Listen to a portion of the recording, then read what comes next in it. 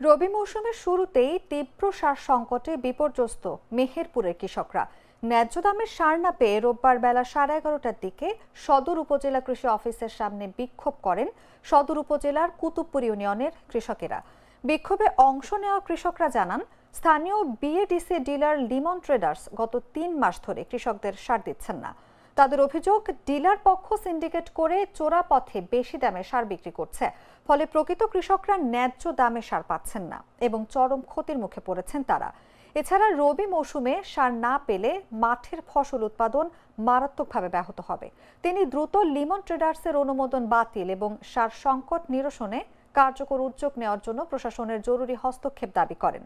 কৃষকরা এরই মধ্যে এই বিষয়ে সদর উপজেলা নির্বাহী কর্মকর্তার কাছে মৌখিক অভিযোগও করেছেন। এই ঘটনায় সদর উপজেলা নির্বাহী কর্মকর্তা খায়রুল ইসলাম জানান, মৌখিকভাবে অভিযোগ পেয়েছে, তদন্ত করে প্রয়োজনীয় ব্যবস্থা গ্রহণ করা হবে। আবাদ আমাদের নষ্ট হয়ে যাচ্ছে, সার সব বেশি দামে বেশি ফেলছি। আমরা সার আনতে গেলে সার পাওয়া যাচ্ছে না, সে সার বেশি দামে বেশি ফেলছি, কিন্তু আমরা সার পাচ্ছিনি। তাহলে আমরা কিভাবে আবাদ করব? ওই ডিলার আমরা চাইনি, সে সার দিচ্ছে না, কিছু দিচ্ছে না। আমাদের ঘাটতি এই সুবিদপুর গ্রাম 8 নম্বর ওয়ার্ড কুতুবপুর ইউনিয়ন, আমরা সার পাচ্ছি না। কেনেডি হচ্ছে আমাদের ডিলার। এই কেনেডি ডিলার কিভাবে আমাদের সার বিতরণ করেছে আমরা কেউ জানি না। বলছে সারের দাবিতে তার কাছে গিয়েছিলাম আমরা, তারা বলছে সার নিজ নিজ এলাকায় সার নিজ নিজ এলাকায় দিয়ে দিয়েছি।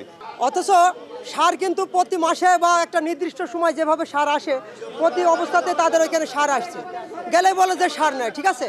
আবার আমরা রাস্তা শুনতে পাই এরকম যে আমরা অমুক জায়গায় থেকে ডিলারের কাছ থেকে এত বস্তা সার নিয়ে আসলাম। কত টাকায় নিয়ে আসলাম? এরকম কেউ 1600, কেউ 1800, এইভাবে টাকা বেশি দিলেই সার পাওয়া যায়।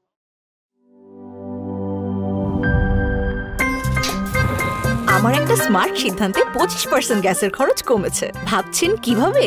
সাধারণ গ্যাস স্টোভ বদলে আমি এনেছি আরএফএল গ্যাস স্টোভ। এর সাইন্টিফিক নজল ও ব্রাস বার্নার ক্যাপ সমানভাবে তাপ ছড়িয়ে রান্না করে দ্রুত, তাই গ্যাসও বাঁচায় 25%, টাকাও বাঁচে 25%। আরএফএল গ্যাস স্টোভ নিরাপদ ও গ্যাস সাশ্রয়ী।